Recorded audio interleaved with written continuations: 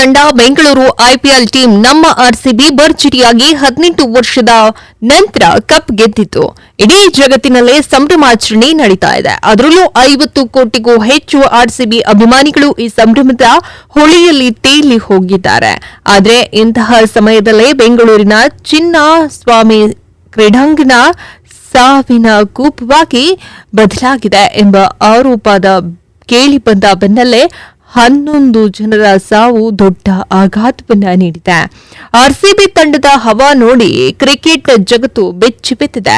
ಯಾಕೆಂದ್ರೆ ಬೆಂಗಳೂರು ತಂಡ ಆರ್ಸಿಬಿ ಅಭಿಮಾನಿ ಬಳಗ ಅಷ್ಟು ದೊಡ್ಡ ಮಟ್ಟಿಗೆ ಸೆಲೆಬ್ರೇಷನ್ ಮಾಡಿದೆ. ಕಪ್ ಗೆದ್ದು 3 ದಿನ ಕಳೆದರೂ ಸೆಲೆಬ್ರೇಷನ್ ಮಾತ್ರ ಇನ್ನೂ ನಿಂತೇ ಇಲ್ಲ. ಹೀಗಿದ್ದಾಗಲೇ 11 ಜನ ಸಾವು. ಆರ್ಸಿಬಿ ಗೆದ್ರೂ ಸೂತಕದ ವಾತಾವರಣ. ಹೌದು, ಕನ್ನಡಿಗರ ಬೆಂಗಳೂರು ತಂಡ ಆರ್ಸಿಬಿ ಕಪ್ ಗೆದ್ದಿದ್ದು ಕೋಟಿ ಕೋಟಿ ಜನರಿಗೆ ಖುಷಿ ನೀಡಿದೆ.